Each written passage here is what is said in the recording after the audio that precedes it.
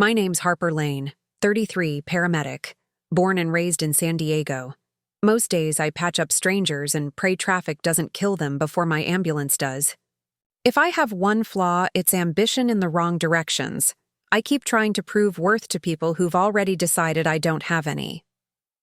2 months ago, my boss said something that stuck. "Lane, heroes don't need horsepower." I'd asked for a raise so I could finally buy a car that didn't rattle like guilt. A week later, that same boss posted photos of his new Tesla with the caption, "Jobber earned it." That's when the switch flipped. They said I couldn't afford a car. So I decided to own the sky. And when the helicopter landed in front of City Hall, the day everything turned, everyone who laughed at me had to look up to see me. If you're watching, please like and subscribe. It helps more than you know. Has anyone ever tried to humiliate you for dreaming too big? Tell me in the comments where you're watching from, and what you did when they said you'd never make it, because here's how mine started. San Diego EMS isn't glamorous, just sirens. Burnt coffee and adrenaline that never apologizes. My crew called me Steady Hands. Off shift, they called me Cheap Harper. It started as a joke. I drove an old Civic with one mirror missing and a prayer instead of insurance. Every time we pulled up next to doctors' Lexuses or firefighters' lifted trucks, someone would whistle and say, "Careful. Harper's car might combust before the patient does." I laughed with them, because that's what you do when ridicule comes from the team you're supposed to trust. But laughing is just silent damage control. The truth? I wasn't broke. I was paying off Mom's medical bills after she collapsed on a double shift at the diner. I'd chosen responsibility over ego, and ego hates that. Still, humiliation spreads like gasoline. One Friday morning, dispatch called a training session at City Hall. I showed up early, coffee in hand, still wearing the faded jacket I'd had since nursing school. By 9:30, half the department was gathered in the parking lot. A silver-haired PR director stepped forward and said, "We've been awarded new emergency response vehicles. Applause."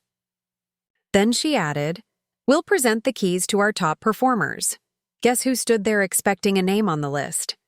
Me, 5 years of spotless field records, 0 patient fatalities, 3 commendations. She read, "Paramedic of the Quarter, Dylan Ramos." The crowd cheered. Ramos grinned, twirled the keys, and winked at me. "Guess reliability's out of fashion," I whispered. When the ceremony ended, he tossed the keys once more and said loud enough for everyone, "Hey, Harper, when you get a real car, I'll let you park next to mine." Laughter. Phones out. Someone filmed it. I smiled, tight, practiced. But inside, something cracked hard enough to echo. That night, I found the clip trending on our local EMS subreddit. Ambulance Barbie gets benched. I stared at it until sunrise, then walked to the window of my apartment overlooking the hangar district. Helicopters lifted off from the trauma center pad one after another. Machines that didn't need lanes or permission. And I realized, if they measure worth in metal, I'll bring a different kind of engine. For the next 6 weeks, I lived on caffeine, night shifts, and aviation manuals. Every paycheck went straight to a deposit at Coastal Flight Academy. I didn't tell anyone, not even Mom, because vengeance grows best in silence. My instructor, Captain Vale, was ex-military, the kind of man who could make turbulence apologize. On the first day, he asked, "Why a helicopter, Lane?" I said, "Because everyone else drives ground level." He smiled. "Good answer." Bad motivation. Let's fix that. Training was brutal. Hours in simulators, emergency drills, and wind shears that mocked every nerve I had left. I failed the first practical. Panic stalled me mid-hover. Vale leaned through the headset, voice calm. "Control isn't strength, it's consistency. You already survive chaos daily. Do it here." That line tattooed itself into my bones. By the 3rd month, my hands no longer shook. By the 5th, I wasn't chasing revenge. I was earning altitude. But word travels faster than rotor blades. When my classmates posted our group photo, it reached the EMS chat within hours. The same people who'd laughed at my Civic flooded the comments. "Look at her wasting money. She'll never finish." Pilot Barbie now? I didn't reply. I didn't need to, because I'd already booked my check ride. The day I passed, I didn't celebrate. I went straight to work, covering back-to-back night shifts, until the next emergency call came. A highway pileup. 2 criticals trapped. Helicopter requested. When dispatch radioed, Air Med 2 en route, I keyed in. Correction, Air Med 1, pilot lane. The silence that followed was perfect. Mom still doesn't know the whole story. She just knows that sometimes, when the evening news shows a helicopter landing under city lights, she hears my name and smiles through tears. She doesn't explain, but that's just where it began. Because the people who humiliate you never stop, not until you make them look up. And the night the helicopter landed at City Hall, I didn't just arrive. I interrupted history. I didn't grow up poor. I grew up one bad paycheck away from humiliation. Mom worked double shifts at the Harbor Light Diner, the kind of place where coffee refills were free but dignity wasn't. Dad left before I learned how to drive. Construction job upstate, was what Mom said. Translation: he couldn't handle responsibility, so he called it relocation. Everything I've ever built, I built from that absence. Our apartment sat above a car wash, windows rattling every time someone rinsed off the dirt they pretended not to have. I'd sit by that window doing homework, listening to engines rev like promises. Cars were freedom back then. Movement was proof you mattered. Mom used to say, some people buy status. Others build it. I didn't realize she was warning me, not inspiring me. Because the people who buy it never forgive the ones who build it. By the time I was 20, I'd earned my EMT license and was hauling stretchers in heat that could melt asphalt. The pay was terrible, the hours worse, but saving someone on the side of I-8 at 3 a.m. felt like rebellion. That was my first real taste of control, stabilizing chaos while everyone else froze. But control, I learned, makes people uncomfortable, especially men in uniforms who mistake authority for ownership. My first supervisor, Captain Reynolds, was a legend, the kind of man whose name carried through dispatch halls like gospel. In my first week, he leaned over my shoulder as I logged vitals and said, "You'll do fine, Lane. Just don't get too ambitious." It makes the guys nervous. I laughed, thought he was joking. He wasn't. Ambition in that department was a violation of the unwritten code. You could be competent. You could be kind. But you couldn't be better, so I kept my head down and my hands steady, until I didn't. When Mom collapsed 2 years later, dehydration and exhaustion, I spent every break between calls at the hospital. Insurance barely covered the basics. I sold my guitar, my furniture, even my first car. A rust-red Honda that coughed like a smoker but still got me to every shift.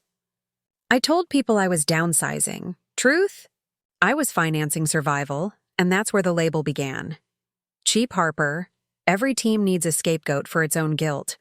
Mine just had good aim. One night, we responded to a rollover on the 52, drunk driver. 2 injured. I was first on scene, stabilized both before backup even arrived. When the news crew showed up, the captain stepped in front of my shot. The next morning, the station's social feed read, "Heroic response from SD EMS Captain Reynolds saves 2 lives. No mention of me." No correction later. When I confronted him, he smiled and said, "Lane, don't make this about ego. Be proud that your work helped." I was proud. Until I realized how invisible pride becomes when men decide to own your results. That was the night I stopped expecting fairness. Still, I didn't plan revenge, not then.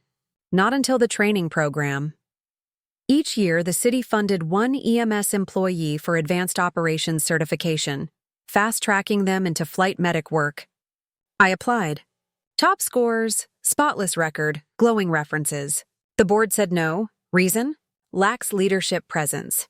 Translation: didn't flatter the right people. A month later, Dylan, the same guy who mocked my Civic, got the slot. His reference letter? Signed by Captain Reynolds. That's when my mother said something that changed me. She was lying in her hospital bed, tubes in her arm, watching me pace. "Don't chase validation from people who can't afford self-respect," she said. Then she added, "You're meant for air. not asphalt. I thought she was delirious. Turns out she was prophetic. After she recovered, I picked up overtime, double shifts, triple some weeks, to pay for her rehab and my secret lessons. No one knew I was training for flight certification. I wanted the reveal to hurt. Not physically, existentially. Because real revenge isn't rage, it's a revelation. It's forcing people to watch you become everything they said you couldn't. 6 months later, Mom was strong enough to go back to work. I kept flying under the radar, literally and figuratively. Every evening after my shift, I'd drive to Coastal Flight Academy, trade my paramedic uniform for a headset, and disappear into the sky. The first time the helicopter lifted off, my whole body forgot gravity existed. The world shrank, city, pain, ego, until all that was left was motion. Vale's voice came through the headset. "How does it feel, Lane?" I whispered, like being unmockable. He laughed. "Good. Now make that permanent." But people like Reynolds and Dillon don't let ghosts stay buried. They started noticing the late-night absences, the tired eyes. Rumors swirled that I was moonlighting, maybe even seeing someone higher up. EMS departments feed on gossip the way engines feed on fuel. Every whisper carried one goal: keep me grounded, and they almost succeeded. Almost, because one night after a brutal 14-hour shift, I came home to an envelope taped to my door. No return address. Inside, a single line printed on department letterhead: "Stay in your lane. No signature." I remember sitting on the floor, holding that note and thinking, they meant it as a threat, but all I saw was irony. Because soon, my lane wouldn't have asphalt. It would have altitude. 3 days after that note appeared on my door, Captain Reynolds called me into his office. He sat behind his desk, fingers steepled, the framed commendations behind him gleaming like mirrors of arrogance. "Lane," he said, smiling too politely. "Sit down." That tone, calm, rehearsed, meant I was already guilty of something I hadn't been told yet. I sat. He slid a folder across the desk. "You've been flagged for secondary employment without disclosure." My pulse thudded. "That's not illegal." He shrugged. "It's not, unless it interferes with performance." I scanned the report. Photos, screenshots. One of me in a flight suit laughing beside Captain Vale. "Where did you get these?" He smiled. "Anonymous submission." "Right. Anonymous. The department's favorite way of saying we investigated your ambition." He leaned back. "You understand optics, Lane. Public safety relies on focus. We can't have our medics distracted by vanity projects." "Vanity?" I repeated, voice barely steady. He nodded. "Helicopters, cameras, social media. It all looks self-promotional. You want to be an influencer, not a paramedic." I swallowed hard. "So, you're suspending me for trying to improve my skills?" He smiled again. Small, surgical. "Temporary administrative leave. Full review pending." When I walked out of his office, every head in the hall turned away. Not one person met my eyes. Dillon leaned against the wall near dispatch, holding his phone like a prop. "Guess you flew too close to the sun, huh?" he said. "Guess I built wings instead of excuses," I replied. His grin flickered. "You always were dramatic. And you always needed an audience." He laughed, but it sounded forced. By the time I reached the parking lot, my hands were shaking so hard I dropped my keys twice. People think rage is loud. It isn't. It's precise. That night, I drove straight to the hangar, the only place that still felt like mine. Vale was there, leaning against the rotor mast, arms crossed. "You're early," he said. "Suspended," I corrected. He raised an eyebrow. "For what?" "Ambition." He studied me for a long time, then said, "You've got two choices, Lane. Fight them where they built the walls, or build something higher." I didn't answer. But inside, the decision was already forming. 2 weeks passed, no paycheck, no updates, just silence.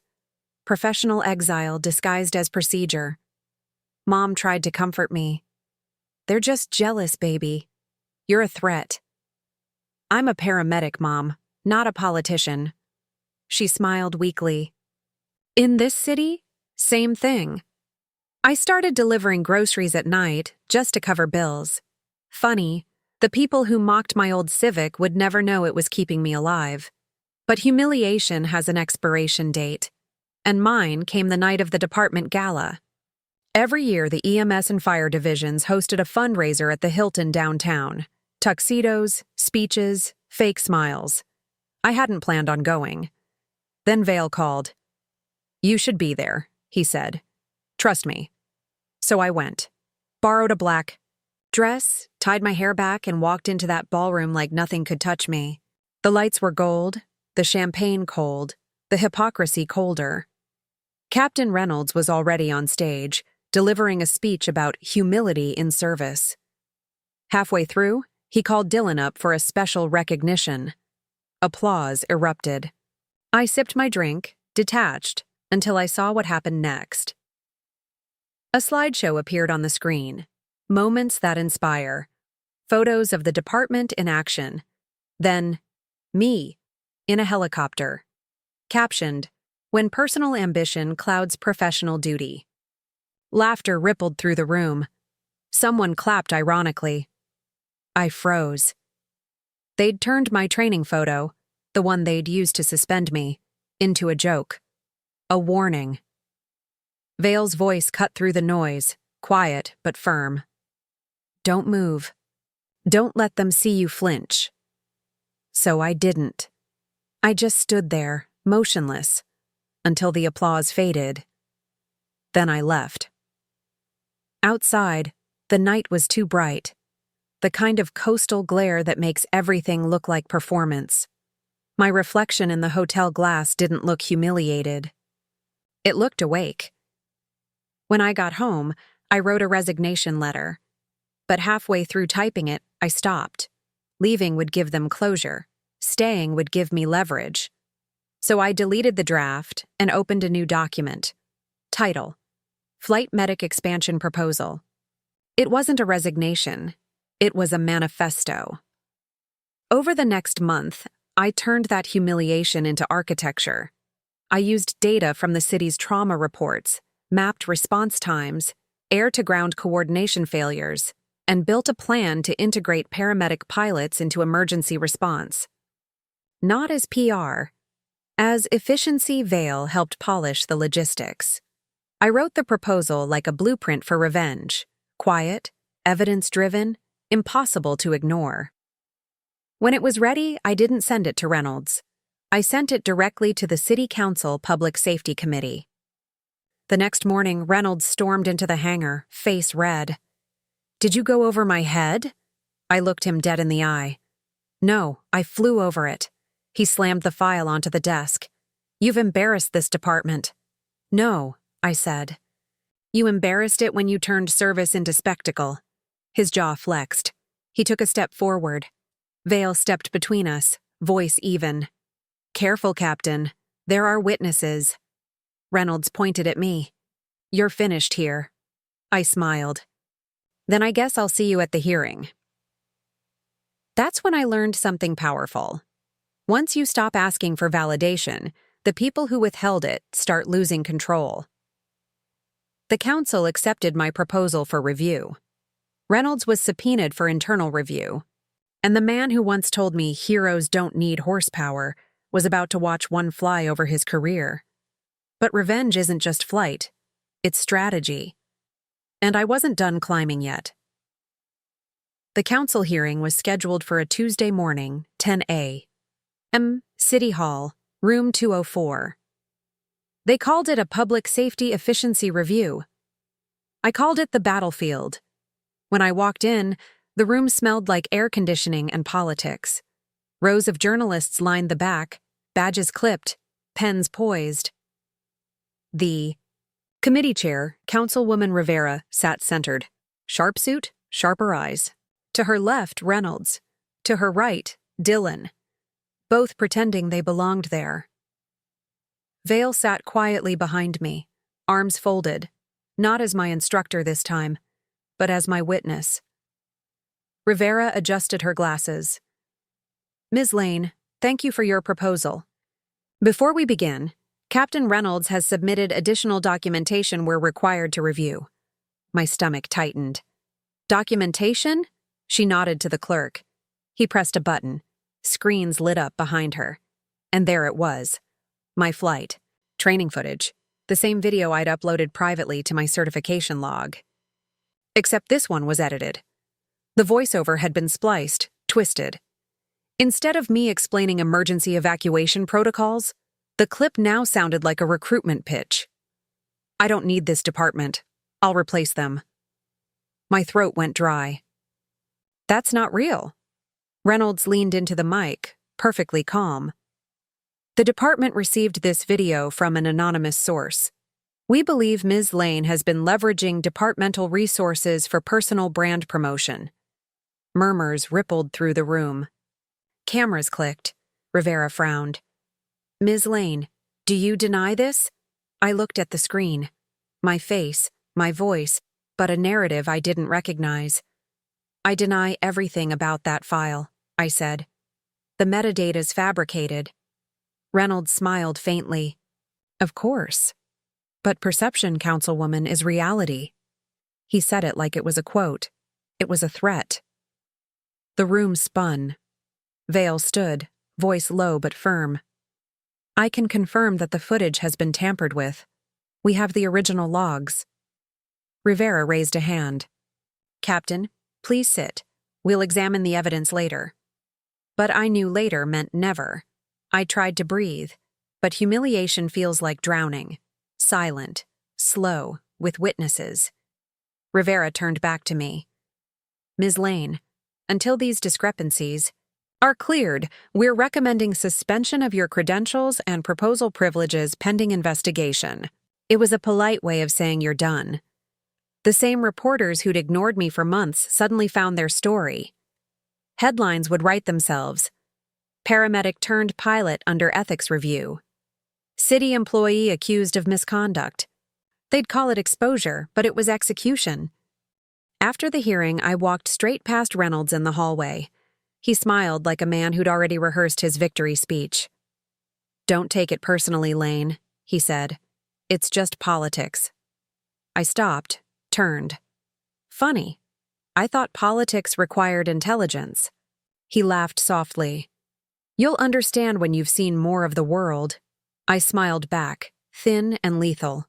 From where I'm headed, I'll see all of it. That afternoon, the suspension email arrived. Pending internal review. No access to EMS or air operations facilities. They'd cut my wings. Officially. Mom tried to comfort me, but I couldn't even look her in the eye. She'd sacrificed everything so I could rise, and I'd fallen in public. That night, I sat in my dark apartment staring at the framed photo of my first rescue crew. 6 faces, 5 smiles. All of them had laughed the day Dylan got the new car. Now they'd laugh again. I closed my eyes and whispered, never again. 3 days later, a small box arrived at my doorstep. No return label. Inside, my name tag, badge, and a note typed in bold sans serif. Grounded for good. Below it, a screenshot of my edited video, watermarked with a laughing emoji. Dylan's humor. I didn't cry, didn't rage. Just opened my laptop, created a new folder, flight plan, rebuild. Inside, I began collecting everything. Every timestamp, every shift log, every photo metadata file from my GoPro footage proved the edit was fake. Every name on every approval chain. This wasn't grief anymore. It was data. And data doesn't weep. It waits. A week later, Vale called. They shut down your certs, he said quietly. You're blacklisted. Then we go outside the system, I said. He hesitated. You can't fight them alone. I don't need to fight them, I said. I just need to outfly them. That night, The sky over San Diego burned orange from coastal haze. I sat on the hood of my car, watching a helicopter trace across the horizon. The rotors echoed like a pulse I hadn't lost. And that's when the idea landed. Literal, cinematic, impossible. If they wanted to paint me as a spectacle, then I'd become one. Not for ego, for exposure, the right kind. The kind that humiliates power in public daylight. The next morning, I emailed a single contact, Maya Torres, a journalist who once covered my department's rescue operation 2 years ago. Subject line: "You want a real story?" She replied in 5 minutes, "If it flies, I film it." Perfect. I sent her everything: the metadata, the doctored files, the suspension notice, and one final line. "When I land where they told me not to, have your camera ready." That was the start of the operation I would later call Altitude Justice. I wasn't just going to clear my name. I was going to make them look up, literally, as the truth descended on their perfect little ceremony, because the next city safety summit was in 3 weeks. The mayor, the press, the same council that humiliated me, all of them gathered on the same steps where they'd stripped my title. And the flight path from the coast to City Hall? 12 minutes. I thought silence would help. It didn't. It amplified everything. Every headline, every whisper, every replay of that fake video echoing online. Disgraced medic goes rogue. Paramedic caught faking credentials. City hero turned fraud. They didn't just suspend me. They rewrote me. For the first time in years, my name wasn't on a dispatch call sheet. The city I'd served, the streets where I'd lifted strangers into ambulances, moved on like I'd never existed. Mom tried to fill the void with normalcy. She cooked dinner, folded laundry, pretended not to hear the phone that never rang. One night she said, "You don't have to prove anything to anyone." I smiled without meaning it. "Mom, proving things is all I've ever done." She reached for my hand. "Then prove them wrong, not right." That sentence stuck. Because for months I'd been trying to get back in the system. But maybe the system didn't deserve me back. I started running at night. Through the empty streets, past the docks, under the neon reflection of a city that looked better in photos than in daylight. Each step was inventory, not of grief, but of pattern. I replayed every conversation, every betrayal, like footage from a crash scene. Reynolds's words, "Perception is reality." Dylan's smirk, "Stay in your lane." Every insult was a breadcrumb leading toward motive. They didn't destroy me because I was wrong. They destroyed me because I was proof that they were replaceable. That realization flipped a switch. One night, around 2 a.m., I sat at my kitchen table surrounded by receipts, printouts, and memory cards. I wasn't crying anymore. I was cataloging every rescue I'd performed, every certification exam, every timestamp showed I was where I said I was. Each piece of truth became a building block. By dawn, my apartment looked like an evidence bunker, walls covered in maps, threads, dates, photos. If the department wanted to brand me a liar, I'd force them to defend the lie under oath. That's when I called Maya. She picked up half asleep. "You still awake?" "Barely," I said, "but I've got something." "Please tell me it's coffee." "Better, it's documentation." There was a pause. Then her voice sharpened. "You found the original files?" "Metadata, chain of custody, everything. And I've got proof of who leaked it." "Who?" she asked. I hesitated. "Not yet, but I will." I spent the next week tracing login credentials, IP pings, and email trails using open-source forensic tools Vail had shown me. Every breadcrumb led back to one shared cloud account, the department's public relations drive. Owner, Captain Reynolds. Editor, Dylan Chase. They hadn't even bothered to cover their tracks. Arrogance always leaves fingerprints, but if I exposed it too early, they'd spin it. I needed timing, spectacle, control, and that's when the whisper of an idea returned, that helicopter landing. The image burned in my mind like prophecy. I called Vale. "Do you still have access to the demo chopper?" I asked. He sighed. "Technically, yes. Why?" "Because I have something to deliver." "Harper, this could end your career for good." I smiled. "That assumes I have one left to lose." Silence. Then, "You're serious." "I'm methodical." He exhaled. "All right, but you don't do this alone. I'll handle clearance. You focus on your proof." The next days were a blur of logistics. I labeled flash drives, cross-referenced council schedules, and created backup uploads. Each file was a nail in the coffin they'd built for me. Except now, I was holding the hammer. Maya prepped her camera crew. Vale secured the helicopter, officially logged as a training test. The City Safety Summit was 1 week away, and the plan was simple. I'd arrive uninvited, land in the open plaza, deliver physical proof of corruption to the same council that had silenced me. Poetic? Yes. Reckless? Maybe. Necessary? Absolutely. 3 nights before the summit, Mom found the printed flight plan on my desk. She held it up, eyes trembling. "What are you doing, Harper?" "Finishing what they started." "By breaking the law?" "No," I said softly, "by restoring it." She stared at me for a long time. "You're becoming the thing they accused you of." I shook my head. "No, I'm becoming the proof they can't erase." She didn't answer, just turned and whispered, "Promise me you'll land." That one hit deep, because deep down, I wasn't sure I would. The night before the flight, I went back to the rooftop of Coastal Flight Academy. The sky over San Diego pulsed in amber smog and city noise. Vale stood beside the helicopter, clipboard in hand. "You can still back out," he said. I smiled faintly. "So can gravity." He chuckled, but his eyes were worried. "You've got the media coordinates?" "Broadcast link ready. Maya's live feed will sync as soon as I take off." "Backup plan?" "If I crash, the files upload automatically." He nodded. "That's morbid." I grinned. "That's insurance." When I got home, I sat in silence. Not fear, not excitement, stillness.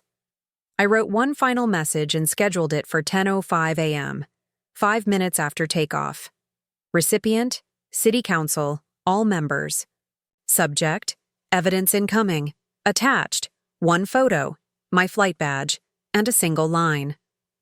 Perception used to be reality. Let's redefine both. Then I slept, the kind of sleep that only comes after you've chosen your battlefield. At sunrise, the horizon looked like a fuse. I grabbed my headset, kissed Mom's forehead, and said, "I'll call you when I land." She whispered, "Just make sure they hear you." I smiled. "Oh, they'll hear me." People think revenge is heat. It isn't. It's temperature control. That morning, as I checked the helicopter's systems, my pulse didn't spike. It slowed. Because for the first time since they tried to erase me, I had math on my side. Vale ran the final pre-flight. Fuel full, rotor balanced. Altitude limiter, disengaged for manual override. He looked at me over the headset. "Everything checks out. You sure about this?" I nodded. "You said it yourself, Captain. The sky doesn't take sides." He exhaled. "Then make sure you land on the right one." At home, my laptop blinked with a dozen open tabs, email chains, timestamps, metadata trees. I wasn't just gathering evidence. I was staging a narrative counterstrike. For every fake they created, I had an original. For every accusation, a timestamp. For every insult, a fact. I printed 3 binders. Binder A, certified evidence of video tampering. Binder B, internal department correspondences proving file manipulation. Binder C, my proposal with council revisions, annotated with their own contradictions. Each binder was labeled in bold red ink. perception versus reality, because that was their weapon, and now it was mine. Maya came by the hangar the next day. Her hair pulled back, camera bag slung across her shoulder. She looked at the chopper and smiled faintly. "You really plan to land this thing at City Hall?" "Plan?" I said. "I already filed the flight path." Her eyes widened. "Won't the tower flag it?" I grinned. "Not if it's registered as a medical training demo, which technically it is." She laughed, half nervous. "You're insane." "Not insane," I said. "Exact." We spent the next 3 hours syncing her live stream equipment with the helicopter's onboard camera. I wanted every frame documented, every altitude, every line of sight, every second of my truth descending on that plaza. Maya tested the signal. "We'll go live as soon as you clear the bay."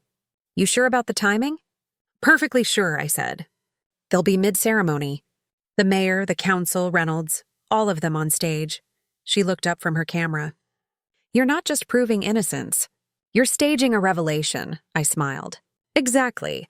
And revelation needs witnesses." Meanwhile, Vale handled logistics. He reprogrammed the transponder to log flight telemetry directly into a cloud drive. Verifiable proof of flight path, altitude, and time. If anyone accused me of stunt flying, the data would clear it instantly. He called that night. "Everything's clean. But Harper, once you do this, there's no going back." I leaned against the hangar wall, staring at the shadow of the rotor blades spinning in the wind. "I'm not going back," I said quietly. "I'm going through." The night before the summit, the plan was finalized. Operation Altitude Justice. Flight script. 09:52 a.m. Takeoff from Coastal Flight Academy, Tower Clearance Channel 4. 09:55 a.m. Coastal broadcast goes live via Maya's stream. 10 a.m. City Hall summit begins. On 10:04 a.m. I enter restricted downtown airspace under Emergency Demonstration Protocol 7A. 10:06 a.m. Hover at 200 FT above the plaza. 10:07 a.m. Descend land precisely at the public fountain perimeter. 10:08 a.m. Hand deliver binder A to Councilwoman Rivera. At 10:10 a.m., broadcast upload begins automatically. No speeches, no drama, just truth. Delivered. Mom didn't know the details, only that something big was coming. When I kissed her goodbye that night, she said softly, "Make sure you tell your story before someone else does." I whispered, "That's the only reason I'm flying." The morning of the summit, San Diego woke under perfect skies. The kind that makes people believe nothing bad could possibly happen. The irony wasn't lost on me. At 9:40, I walked into the hangar. Vale was already there, clipboard in hand. He didn't say a word. Just handed me a folded note. Inside, 3 words. Altitude is truth. I tucked it into my flight jacket. The headset crackled as I started the engine. Rotor blades spun. Air pressure shifted. The ground became irrelevant. Vale's voice came through. "You're cleared for takeoff lane. Channel 4 is yours." I smiled. "Copy that. Altitude Justice. Commencing." As the helicopter lifted, San Diego shrank below me. Blocks, cars, people. Every piece of the city that had dismissed me now looked small enough to hold in one hand.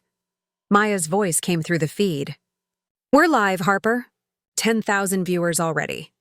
I took a breath. "Then let's make it count." By the time I cleared the bay, the clock read 09:55 a.m. The council's ceremony livestream was already active. I could see the feed on my dash tablet. Reynolds smiling, shaking hands with the mayor. "Perfect timing, 5 minutes out," I said. Vale's voice, wind steady. "You're on track." I adjusted the pitch, feeling the vibration settle through the frame. The world looked clean from above. No lies, no headlines, no hierarchy. Just perspective. And in that silence, I heard my father's voice, the one I used to imagine when things got dark. "Don't let them define your altitude." I smiled. Not anymore. The downtown skyline rose ahead, glass towers glinting like teeth. City Hall Plaza stretched below, a sea of tents, cameras, and polished uniforms. I could almost see the confusion ripple through the crowd as the sound of rotors grew louder. Maya's voice. "We've got eyes on you." Crowd forming. "You're trending." "Good. Let them watch." At 10:04, I crossed into restricted airspace. The radio buzzed immediately. "Tower control. Panicked. Unidentified chopper entering downtown grid." "Identify yourself," I pressed transmit. "This is Flight Medic Harper Lane. Under Demonstration Protocol 7A, Medical Training Operation. Transmitting clearance code now." Silence. Then, a tone shift. "Copy that, Lane. Proceed with caution." They had to let me through. Legally, they couldn't deny a registered medical demonstration. As the plaza came into full view, I saw them. The council, the cameras, the banners. And standing front row, Captain Reynolds, hand shielding his eyes from the glare. I hovered above the stage, 200 feet, rotors thundering like judgment. Every phone in the crowd pointed up. The helicopter's reflection flashed in the mirrored windows. Maya's livestream counter ticked past 200,000 viewers. I keyed the mic's steady voice. "Captain Reynolds, you told me perception is reality. Let's change both." Then I began to descend. The crowd saw me before the council did. At first, just a shadow sweeping over the plaza. Then, the roar of rotors bounced between skyscrapers. Someone shouted, "It's coming here!" Phones lifted like weapons of truth. I steadied my breath. 10 feet at a time, I lowered through the crosswind. The fountain's water rippled like applause in slow motion. On the live stream, Maya's voice trembled. She's landing. Right in front of City Hall. From above, I could see everything. The stage, the banners, the perfectly scripted smiles about to melt. Councilwoman Rivera shielded her papers from the wind. Reynolds froze. Dylan muttered something to him, but the microphone picked it up. "She's actually doing it."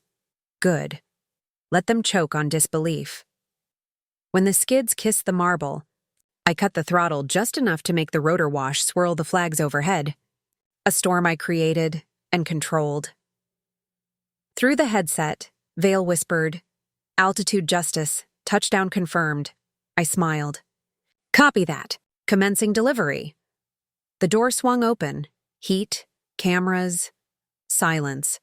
That heavy, collective kind right before something historic happens.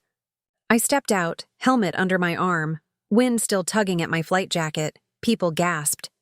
Not because of danger, but because someone uninvited had just rewritten the choreography of power. I walked straight through the crowd.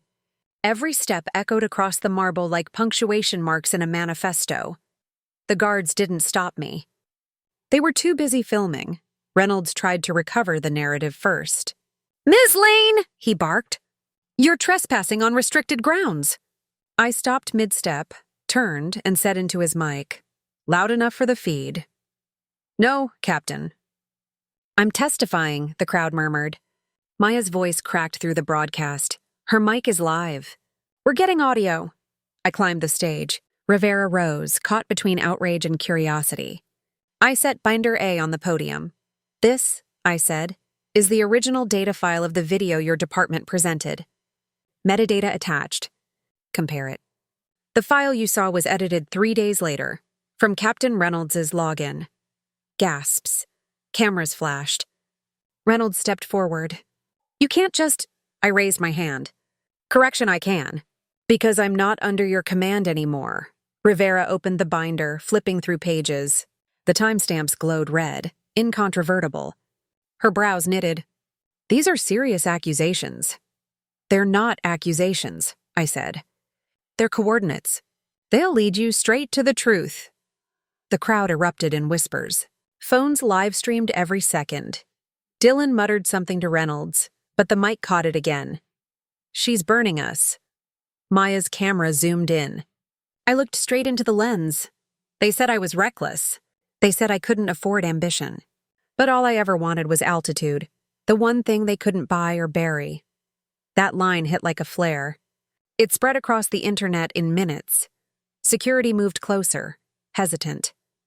Rivera waved them off. "Let her finish." I placed binder B on the table. Department correspondences. Proof of internal tampering. Multiple logins. Coordinated fabrication. Then I added Binder C, my original proposal, the one they claimed was unauthorized. You'll find your own revisions and your own initials in the margins. Rivera stared at her name highlighted in yellow. The color of cowardice. Reynolds lunged for the microphone. This woman is unstable. I turned to him calmly. Then it's poetic you called this a safety summit. Because today I'm saving something too.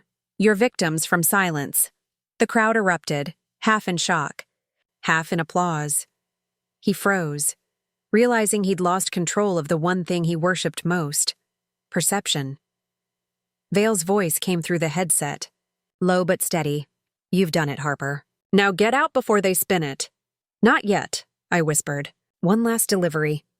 I pulled out the flash drive from my pocket, held it up. This contains the full chain of edits, backed up to the cloud. Every line of code that rewrote my name. By noon, it'll be public record. Then I smiled, the first real one in months. Captain Reynolds, you once said perception is reality. Turns out reality just landed, the crowd roared.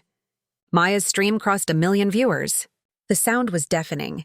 Cheers, cameras, chaos, the kind that announces a regime shift.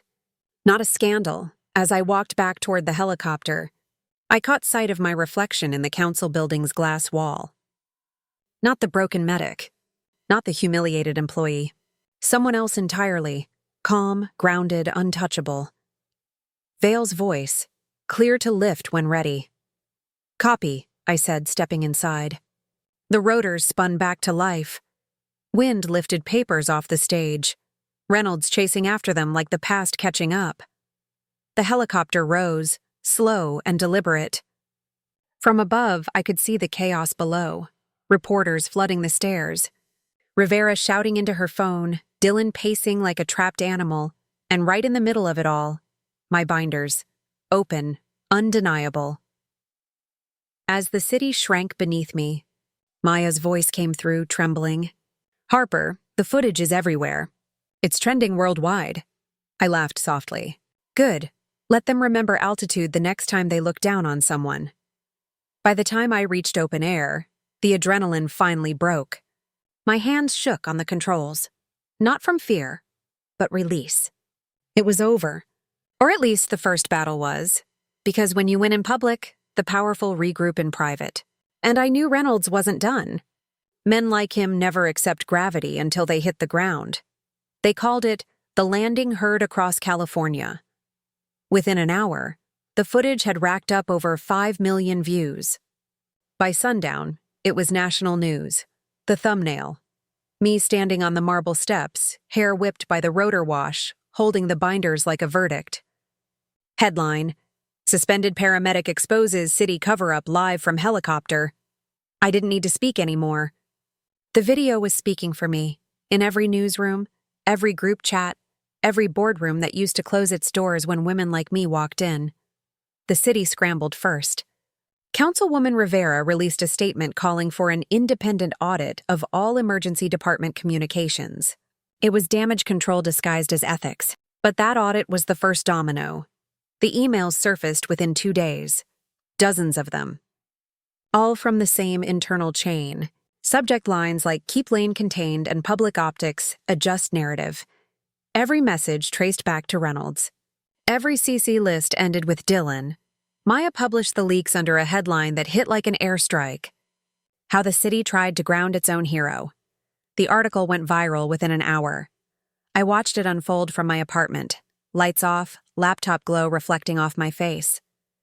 The city that silenced me was now tearing itself apart on live TV. And all I had to do was breathe. Vale called that night. You did it, he said quietly. No, I corrected. They did it. I just handed them the microphone. He chuckled softly. You really think this ends clean? Nothing about justice is clean, I said. But it's honest. By the third day, the mayor held a press conference. The cameras caught everything. Rivera's forced calm, Dylan's pale face, Reynolds nowhere in sight. The mayor began reading prepared notes. After reviewing the presented evidence and confirming the authenticity of leaked communications, Captain Reynolds has been placed on immediate administrative leave, Pending formal investigation. The reporters shouted questions and flashes went off. Then Maya, front row, press badge gleaming, asked the one that mattered. Will the city issue a formal apology to Ms. Lane? The mayor froze.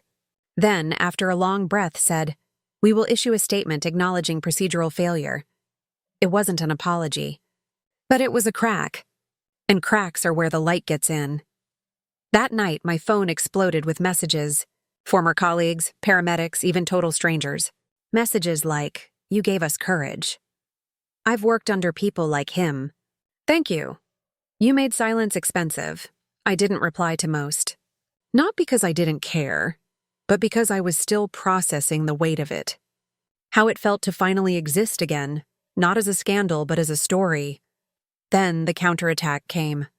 Reynolds resurfaced. He'd gone on a local radio show, voice calm, rehearsing pity like performance art. I made mistakes, he said. But so did she. She broke trust. She endangered people. It wasn't personal. It was professional. For 20 minutes, he rewrote reality again, the same way he'd done my video. He framed himself as a victim of cancel culture and female hysteria. It would have worked, if not for what happened next. At the exact moment his interview aired, Maya dropped another file. A voice memo recovered from the department's archive. His voice. Clear, arrogant, damning. I don't care what the footage shows. She won't fly again in this city as long as I breathe. The internet caught it within minutes. By the next morning, he was trending under a single word. As long as I breathe, the meme war began. People edited the clip with footage of my helicopter landing. The caption read, Still breathing, Captain? 3 days later, the department issued an official apology. Not for the forgery, not for the slander, but for the systemic failure of oversight. I didn't need them to say my name. The world already had. Dylan resigned quietly, his statement full of regret. Rivera announced a new, independent committee for ethical transparency. And Reynolds? He disappeared. But the city still buzzed with one question. Where was Harper Lane now? The truth? I was still in the air. Vale had arranged for me to fly as a consultant on wildfire relief out near Escondido. Different uniform, same sky. As we lifted off that morning, he said through the headset, Feels poetic, huh? Poetic? I asked. It feels permanent. We hovered above the orange smoke line, watching the horizon stretch endlessly and unbothered. Vale's voice softened. You turned vengeance into infrastructure. I smiled. That was the plan all along. When we landed, Maya called. They're offering you a feature. Prime time. Full story, your terms. I thought for a moment. No, I said. Let them write their own endings. Mine's already finished, she hesitated. You sure? Yeah, I don't need to go viral again. I just need to keep flying. The next morning, a headline appeared on the San Diego Chronicle. Council approves creation of Lane Aviation Fellowship for female EMT pilots. I didn't propose it. They did. That's how you know you've won. When the same people who erased you start funding your memory. That night, as I stood by the coast watching the lights blink across the bay, Mom joined me quietly. She handed me a small envelope. Inside, a patch she'd stitched herself. Wings. Below it, one word embroidered in gold thread. Integrity. I looked at her, smiling softly. You always said I was stubborn, she smiled back. Stubborn keeps us airborne. The wind picked up. I looked up at the night sky, the same one that used to feel unreachable. Now it felt like home, because revenge was never the goal. Freedom was, and freedom doesn't scream. It hums quietly, steady as rotors in the dark. Silence is supposed to feel peaceful. But after a storm like mine, silence feels like pressure, heavy, echoing, endless. 2 weeks after the landing, the city returned to its routine. The plaza where I made my stand was washed clean. The banners came down. The hashtags cooled. The world moved on, except me. My apartment still smelled like adrenaline, old coffee, sleeplessness, printer ink. The binders sat in a corner, untouched since the trial. Proof had done its job. Now it just looked like clutter. Mom stopped by with groceries one morning. She lingered at the door, like she wasn't sure if she was welcome. "I brought oranges," she said. "They help with the nerves." I smiled faintly. "Mom, I don't have nerves anymore. I burned them all out." She looked around, eyes softening at the sight of the flight helmet on my desk. "Do you ever miss before?" I paused. "Before what?" "Before everything broke." That question hung in the air like static. I didn't answer, because the truth was, no, I didn't miss before. I missed innocence. And that's not something you can rebuild. Maya's articles had slowed down. The story was done, the clicks had cooled.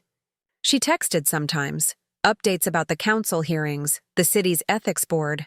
They'd issued formal apologies, new policies, and mandatory integrity audits. On paper, it looked like victory. But every time I read those statements, I felt nothing, because words are cheap currency for people who never bled.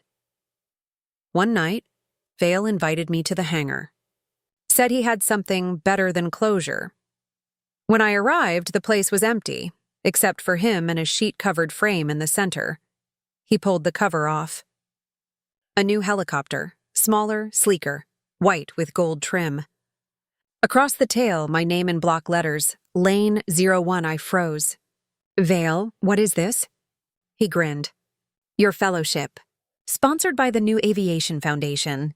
First female-led paramedic program in the state. They named it after you." For the first time in months, my throat closed. Not from fear, but gratitude. "I don't know what to say," he smirked. "Say yes. It's time to stop fighting ghosts and start teaching flight." I ran my fingers over the name on the tail. It didn't feel like ego. It felt like restoration. That night, I went flying again. Not for justice, not for proof, just for air. The city lights stretched below like a pulse, steady and unbothered. For the first time, I wasn't chasing redemption. I was tracing it. Vale's voice came over the comms. "How's it feel?" "Like altitude finally forgave me," I said. He laughed softly. "Then don't land yet." The next morning, the first email arrived from a woman in Montana. Subject: "Your story saved my license." She wrote, "I was fired for reporting my supervisor. Your video made me feel again. They reinstated me yesterday. Thank you for reminding me that truth can fly too." I cried for the first time in weeks, not because of sadness, because the fire had finally spread somewhere it belonged. Later, Maya called. "They want to make a documentary," she said. "Your landing, your trial, everything." I hesitated. "You think people still care?" She laughed. "You don't get it. They don't care about you. They care about what you proved." I leaned back in my chair, watching dust float through sunlight. "Then tell them this," I said. "Tell them truth doesn't always need an audience. Sometimes it just needs altitude." Mom came to see me again the following Sunday. She brought my father's old flight badge, the one he earned before I was born. She pressed it into my palm. "He'd have been proud," she said. I looked at her, tears stinging. "So am I." The city council sent one final notice a week later. An official commendation, recognition of integrity and courage under pressure. I framed it, not for pride, but as evidence that even institutions can evolve under duress. Reynolds never resurfaced. Rumor said he moved to Arizona, consulting under a different name. Fitting. Some people don't change. They just relocate their cowardice. Sometimes, at night, I still replay that moment, the landing, the wind, the sound of the crowd gasping, not for ego, for calibration, to remind myself what conviction sounds like when it's louder than fear. A week later, the Foundation's first training session began. 5 women in flight suits stood in a row, helmets tucked under their arms, sunlight bouncing off the tarmac. They looked at me like I was a story. And maybe I was. I told them what my father once told me. Altitude isn't about height. It's about perspective, they nodded. And in that moment, I felt something unfamiliar. Peace that didn't need an audience. That night, back home, I found Vale's old note taped to my fridge. Altitude is truth. He was right. But I added one line under it, in marker, and integrity is the only engine that never fails. I didn't feel victorious anymore. I felt equilibrium. The kind that comes when you stop running from gravity and start respecting it, because revenge fades. But integrity, that stays airborne. The letter arrived on a Wednesday. No return address. Just my name written in my father's precise block handwriting, the kind that looked carved, not penned. I almost didn't open it. For weeks I'd been avoiding ghosts. But something about the weight of that envelope felt alive. Inside, one page, yellowed at the edges. Harper. If you're reading this, the sky didn't break you. I always knew you'd fly higher than fear. The plane crash that ended my career taught me one thing. Altitude isn't freedom unless you know how to land. When the world takes your wings, teach others how to build their own. Love, Dad, I read it 3 times. Not because I didn't understand it, but because it finally made sense. He'd been preparing me for this all along. That night, I drove to the river overlook outside the city. The same place where I used to park after late shifts, staring at the skyline like it was a wall. Now it looked like open sky. The wind off the water was cold but clean. I unfolded the letter once more, then folded it smaller, into the pocket of my flight jacket right over my heart. You were right, Dad. I didn't crash. I just changed altitude.